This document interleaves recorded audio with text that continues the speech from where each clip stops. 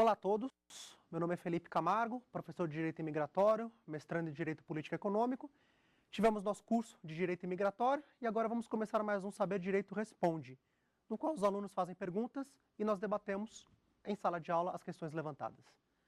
Podemos começar com as perguntas? Professor, sabemos que os principais e atuais problemas do direito de imigração são os haitianos e os bolivianos. Diante disso, quais são os critérios adotados pelo Brasil para a concessão do visto? O Brasil acabou de fazer na verdade, o Conselho de Imigração acabou de editar uma nova resolução normativa para tratar especificamente da questão dos haitianos. Pela questão do terremoto, pela questão dos problemas humanitários que se passam lá, o Brasil facilitou a vinda desses profissionais para o Brasil. Eles simplesmente podem entrar no país e aqui dentro do Brasil eles regularizam sua situação imigratória, obtendo documentos como RNE, carteira de trabalho, o próprio o CPF, tá? Para que eles possam aí obter e serem contratados pelas empresas brasileiras normalmente e se integrarem aqui à mão de obra nacional. Na questão dos bolivianos, o Brasil já teve um acordo com o Mercosul e alguns países associados para beneficiar os nacionais desses países. Ou seja, caso um boliviano venha ao Brasil como turista, ele poderá ir à Polícia Federal, fazer um registro, obter o RNE e da mesma forma também obter demais documentos para assim ele ficar no mercado formal de trabalho do Brasil. Ou seja, um grande benefício aí para os cidadãos bolivianos. Próxima pergunta. Professor, relações homoafetivas são permitidas para que o indivíduo consiga tirar um visto permanente?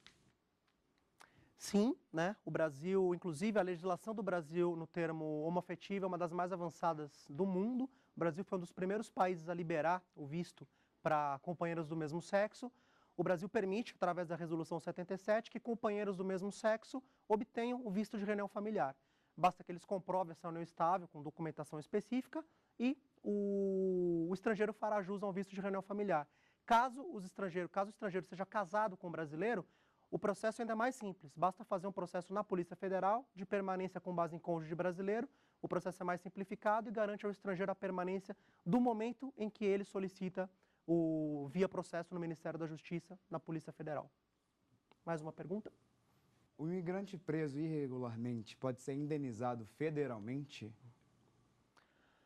Pode, a situação não é tão comum, mas caso seja comprovada a situação irregular que ensejou essa prisão, nada impede que ele entre com processo judicial para reaver, né, inclusive danos morais do governo. Nada impede. O artigo 5º caput da Constituição garante ao estrangeiro esse direito, inclusive o direito de petição. Com base no artigo 5º caput da Constituição Federal, estrangeiros e brasileiros detêm os mesmos direitos e obrigações. Dessa forma, caso um estrangeiro venha a ser injustamente encarcerado no Brasil, nada impede que ele comprove essa situação e abra um processo, mova um processo judicial contra o governo, solicitando danos materiais, danos morais. O fato dele ser estrangeiro não vai criar um problema para que ele obtenha essa condição, para que ele venha obter, inclusive, indenização por parte do governo brasileiro. O fato dele ser estrangeiro, nesse caso, não vai interferir nesse processo. Mais uma pergunta? Professor, explica um pouco do teor discricionário do agente de imigração nos casos de negação do visto. Esse é um dos maiores problemas na imigração brasileira, né? A discricionariedade dos agentes públicos. E ela pode se dar em vários campos, né? Vamos imaginar um processo de imigração tradicional, pelo qual uma empresa brasileira quer contratar uma mão de obra estrangeira. Essa empresa brasileira vai montar um processo administrativo, protocolizar no Ministério do Trabalho e Emprego. Os analistas do trabalho, lá no Ministério do Trabalho e Emprego, eles têm total poder para decidir ou não pela concessão da autorização de trabalho. Mesmo alguns processos visivelmente bem instruídos, com a documentação correta, se o analista do Ministério do Trabalho entender que por algum motivo não interessa ao Ministério do Trabalho a contratação, a vinda desse estrangeiro ao país, eles poderão indeferir o pedido, justificando como interesse nacional. Não é interesse do Brasil a contratação dessa mão de obra. De outro lado, o Ministério da Justiça, a própria Polícia Federal, que é um braço do Ministério da Justiça,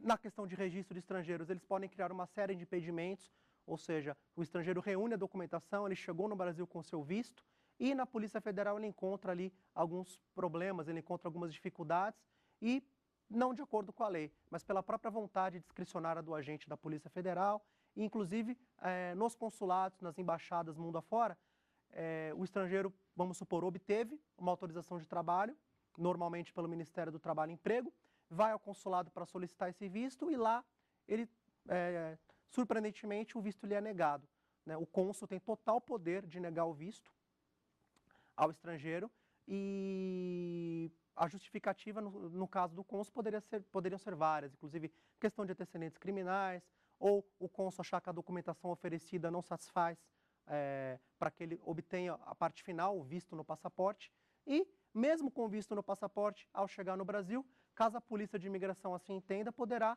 impedir o estrangeiro de entrar no país e devolvê-lo ao seu país de origem, pois o visto, como a gente sabe, é mera expectativa de direito. Então, o poder discricionário das autoridades é imenso, né? E é um dos grandes problemas, né? Se você perguntar para 10 estrangeiros, 9 vão dizer que os problemas da imigração no Brasil são a falta de coerência nos desejos e nas ações dos agentes públicos relacionados com a imigração. Mais uma pergunta? Professor, e um estrangeiro com visto permanente, ele tem os mesmos direitos que o cidadão brasileiro? Não são os mesmos direitos, mas se aproxima bastante, né? Um estrangeiro com visto permanente no Brasil, ele continua sendo estrangeiro, ele tem um RNE permanente, né, que se for desvinculado da empresa brasileira, ainda melhor, porque isso quer dizer que ele pode trabalhar onde ele quiser, ele pode abrir o próprio negócio, né, ele pode trabalhar de forma autônoma, ou seja, o visto permanente dá uma gama de liberdade para o estrangeiro muito grande, né? Mas ele tem restrições, ele continua sendo um estrangeiro, então ele não vota, né? Os direitos políticos são limitados, né? Ele não vai ter um passaporte brasileiro, ou seja, a fila que ele vai pegar quando ele chegar no aeroporto é a fila de estrangeiros, por mais que ele tenha visto permanente. Então os direitos se aproximam, os direitos da vida civil se aproximam muito, né? Mas é claro que um brasileiro nato, pela própria condição, pela própria Constituição Federal, vai ter muito mais direitos, né, em termos políticos, em termos, né, civis, do que um estrangeiro com visto permanente. Próxima pergunta. Professor, há diferença legal na entrada do imigrante cujo país faça parte do Mercosul? Faz total diferença, né? Um país membro do Mercosul, pelo acordo que o Brasil tem com os países do Mercosul e alguns países associados, como Bolívia, Chile, Peru e Colômbia, esses nacionais, quando chegam ao Brasil, não precisam de um visto de trabalho. Como que funciona?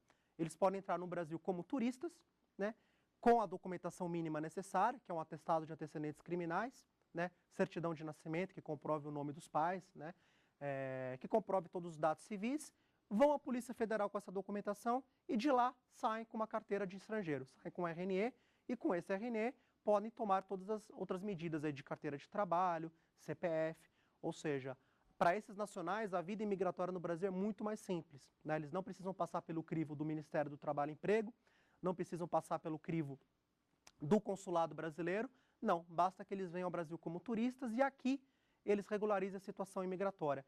Da mesma forma, eles podem ir ao consulado brasileiro em seus países, por exemplo, um boliviano vai à Embaixada do Brasil em La Paz e lá faz a solicitação do acordo de residência com base no Mercosul.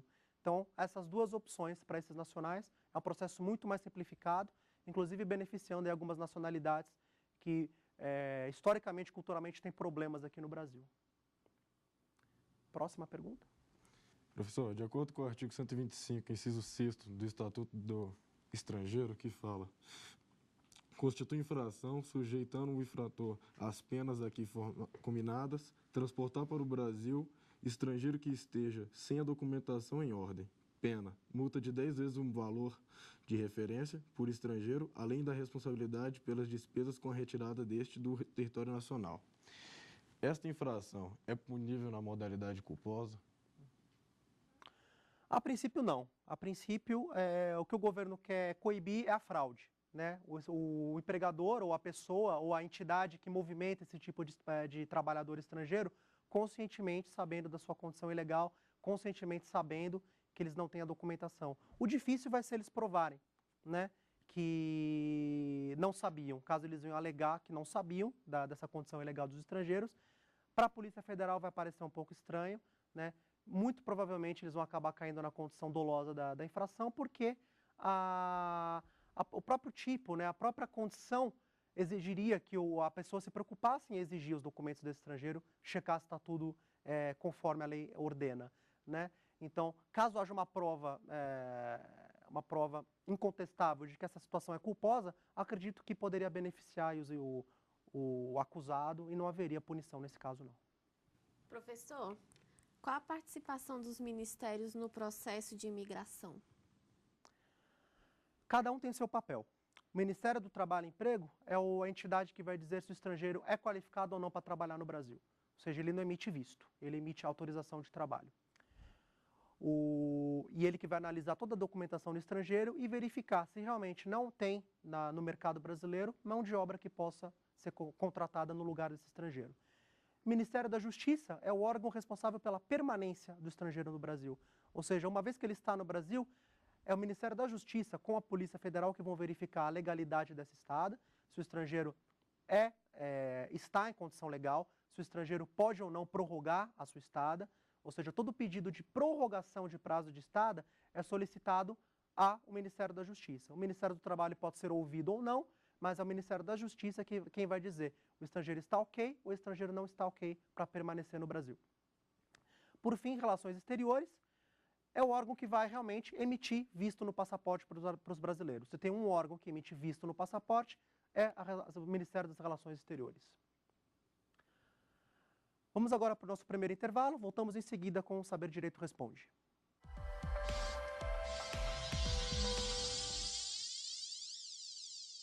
Voltamos com mais um bloco do Saber Direito Responde, no qual a gente vai debater com os alunos as suas principais dúvidas acerca de direito imigratório. Já podemos seguir com a próxima pergunta. Professor, qual a liberdade política e de expressão do imigrante? É uma pergunta muito boa porque a lei de imigração, que é a Lei 6.815 de 80, ela traz alguns limites à liberdade de expressão dos estrangeiros, né? Até a questão de liberdade política, que atos um estrangeiro poderia desempenhar no Brasil, né? Coloca algumas vedações para atividades de radiodifusão, atividades relacionadas à imprensa, proibir inclusive algumas passeatas políticas de estrangeiros no Brasil, algumas manifestações religiosas, inclusive, em âmbito de forças militares. Mas, com o advento da Constituição Federal de 88, na qual colocou em pé de igualdade brasileiros e estrangeiros e, inclusive, todos os direitos e garantias fundamentais, podemos considerar que isso não foi recepcionado pela Constituição de 88. Ou seja, entendemos agora que aos estrangeiros é garantida ampla liberdade de expressão, ampla liberdade política, de se manifestarem contra os seus países de origem, de se manifestarem contra o Brasil, né, e exercerem aí qualquer tipo de liberdade, qualquer tipo de expressão, seja pelo jornal, seja pela internet. Entendemos, então, que a liberdade é a mesma conferida ao cidadão brasileiro. Próxima pergunta. Professor, ter um filho nascido no Brasil dá direito ao pai, à mãe ou a ambos de permanecer no território nacional? Com certeza, tá? Essa é uma das condições de inexpulsabilidade trazidas aí pela lei do estrangeiro. Vamos supor um casal que chegou no Brasil, um expatriado e sua esposa, ou uma expatriada e seu marido, estabeleceram-se no Brasil e, porventura, nasceu um filho aqui no Brasil. Sabemos que brasileiro é quem nasce no Brasil ou quem é filho de pai brasileiro. Ou seja, como nasceu no Brasil, a criança tem nacionalidade brasileira. Por conta disso, é facultado ao pai e à mãe o direito de irem à Polícia Federal e solicitarem imediatamente a permanência com base em filho brasileiro. Tá? Basta que eles montem um processo administrativo não muito complicado, certidão de nascimento da criança, a declaração de nascido vivo emitida pelo hospital, mais alguns outros documentos de praxe. Eles vão até a Polícia Federal e imediatamente a Polícia Federal processa esse pedido e dá um protocolo garantindo que o processo está em andamento. Com esse protocolo, pai e mãe já podem trabalhar no Brasil, se já não estiverem trabalhando, mas podem trabalhar no Brasil, podem tirar a carteira de trabalho e podem permanecer no Brasil até o deferimento ou não do processo. Publicado no Diário Oficial o deferimento, aí sim eles terão o visto permanente propriamente dito. Da mesma forma, eles podem fazer esse processo via consulado. Caso o filho nasça no Brasil e eles não tenham feito esse processo e voltaram ao país de origem, eles podem ir diretamente ao consulado brasileiro de sua jurisdição e solicitar a reunião familiar com base em filho brasileiro. O processo é igual, o consulado brasileiro vai emitir o próprio visto diretamente no passaporte. Quando os estrangeiros voltarem para o Brasil, basta que vão até a Polícia Federal, façam o seu registro de RN normalmente. Tá? E se porventura, vamos supor que o pai ou a mãe tem um visto permanente com base em um visto empresarial permanente, ou seja, um visto de representante legal, vinculado, é uma vantagem, porque eles passam a ter um visto permanente desvinculado com base em filho brasileiro. Ou seja, é sempre mais vantajoso o processo de reunião familiar em detrimento de outros vistos permanentes vinculados a empresas, etc. Próxima pergunta. Professor, no momento da aquisição de visto, constatado o desvio de finalidade, existe alguma sanção prevista? Por desvio de finalidade a gente pode entender uma série de fatores, né?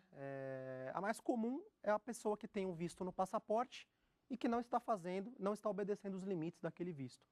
Podemos dar algum exemplo. Um turista, a pessoa tem um visto de turista e ela é flagrada dentro de uma empresa, ou a negócios ou a trabalho, tá? Ou a pessoa com visto de negócios, né, que veio na entrevista de imigração, disse que ia fazer visitas a empresas e descobriu-se que tem uma mesa no escritório, tem cartão da empresa, tem e-mail da empresa, hora para entrar, hora para sair, ou seja, está trabalhando, mas com visto inapropriado.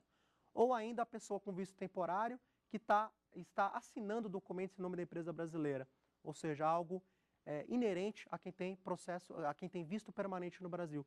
Todas essas situações geram penalidade, tá? Tanto para a empresa brasileira conivente quanto para o estrangeiro. O estrangeiro vai ser imediatamente deportado, seja qual for o desvio de finalidade aplicado. E a empresa brasileira poderá sofrer as sanções, né, inclusive pecuniárias, e inclusive ter processos de visto futuros dificultados pela Coordenação Geral de Imigração do Ministério do Trabalho. Ou seja, é muito importante que as empresas brasileiras, quando tragam mão de obra estrangeira, saibam e questionem se o visto que o estrangeiro ostenta no passaporte é o mais indicado. Que não basta que ele esteja no Brasil, né? Muitas das empresas ficam satisfeitas apenas com o estrangeiro estar no Brasil. Não pode. O risco que essas empresas correm é enorme, inclusive os diretores dessas empresas brasileiras podem até sofrer penas de reclusão, detenção, caso seja descoberto que eles são coniventes com estrangeiros ilegais dentro de suas empresas. Então é muito importante que todos, tanto o estrangeiro quanto a empresa brasileira, conheçam o limite de cada visto. O limite do visto de turista, o limite do visto de negócios, de trabalho permanente e assim por diante. Próxima pergunta. Satisfeitos os requisitos legais, a concessão do visto é obrigatória?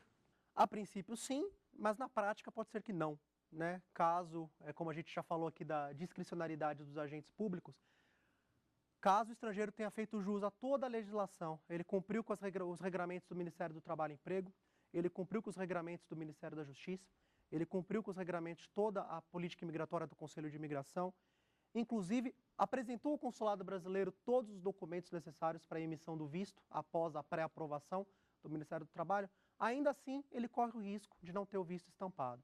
Ou seja, é mera expectativa de direito, como já falamos. Ou seja, nunca o estrangeiro pode contar com o processo já aprovado, tá? Por mais que o processo seja bem instruído, o agente público tem total liberdade para tomar a decisão do sim ou do não. Se não for conveniente para o Brasil em termos de política imigratória, por exemplo, o Brasil traz muitos chineses e o Brasil não quer mais chineses, e eu apresento um processo de um chinês perfeitamente instruído, o governo tem total liberdade de falar não. Esse processo não atende aos princípios aqui de direito imigratório, não atende aos interesses do Brasil, estamos negando esse processo. Ou seja, nunca é garantido que o estrangeiro vai ter um visto no Brasil, mas a documentação, o processo bem instruído, é uma ótima garantia, pelo menos, de que a empresa vai ter sucesso, mas nunca a garantia 100%. Sabe-se que nos Estados Unidos há um prazo mínimo de 3 anos para o pedido de visto. Aqui no Brasil também existe esse prazo? Um prazo mínimo para pedido de visto depende da modalidade, né? Então vamos supor um estrangeiro aqui no Brasil com visto temporário, tá? Ele precisa cumprir pelo menos 2 anos no Brasil com visto temporário antes dele aplicar para uma modalidade superior, que seria de visto permanente, tá? Então para cada tipo de visto há um tempo de espera. Por exemplo, o visto permanente com base, com fulcro no estrangeiro ser o representante legal da empresa, é um visto outorgado por 5 anos. Apesar do visto se chamar permanente, ele não é para sempre. Ele é apenas de categoria permanente, que lhe garante direito de ser representante legal. Para que ele seja permanente propriamente dito, ou seja, válido por prazo indeterminado, o estrangeiro precisa esperar esses 5 anos para então realizar o processo chamado troca de carteira de estrangeiro. No qual ele comprova que ele continua na empresa brasileira, que ele tem residência fixa no Brasil ainda e dessa forma a Polícia Federal troca a carteira dele vinculada à empresa por uma carteira desvinculada por prazo indeterminado. No visto temporário já falamos, 2 anos, aí sim o estrangeiro pode aplicar para um processo de visto permanente. Naturalização, por exemplo, há um prazo mínimo de espera, pelo menos 4 anos, para depois, com visto permanente, para que seja feita a naturalização. Então, para cada modalidade de visto, há um tempo mínimo de espera para que se possa solicitar um status superior de imigração no Brasil. Próxima pergunta. Professor, cabe ao estrangeiro reclamar direitos universais somente no caso de ofensa aos direitos humanos? Não, né? Ainda voltando ao artigo 5º da Constituição Federal, o estrangeiro pode arguir, via petição, qualquer direito, né? Inclusive o direito ao trabalho, ele pode arguir o direito à saúde, né? Muitos estrangeiros aí não têm como custear a própria saúde, a própria educação dos filhos, ou seja, é lícito ao estrangeiro fomentar e arguir, peticionar por qualquer direito previsto na Constituição Federal. Não tem mais esses limites, né, previstos aí pelas antigas leis de imigração. Ou seja, em caso de direitos humanos, ainda mais evidente, né? Com certeza, se nós pensarmos aí em presos encarcerados, né, eles têm total direito de peticionar o poder público solicitando melhores condições, que fiquem mais próximos das áreas fronteiriças. Ou seja, há uma série de fatores que possibilitam que o estrangeiro se volte ao poder público e peça, né, solicite outras melhorias, solicite outros direitos. Então, não é apenas em direitos humanos que o estrangeiro tem direito de se expressar, ele pode fomentar seus direitos em qualquer âmbito. No caso de artista estrangeiro, quando vem para fazer shows no Brasil, como é que funciona a questão do visto? Eles não podem vir com visto de turista nem de negócios, existe uma modalidade específica. Então, se nós pensarmos em um festival de música, no qual várias bandas, vários artistas vêm se apresentar no Brasil, primeiramente há que haver uma empresa brasileira, uma produtora geralmente, que se responsabiliza por esse evento.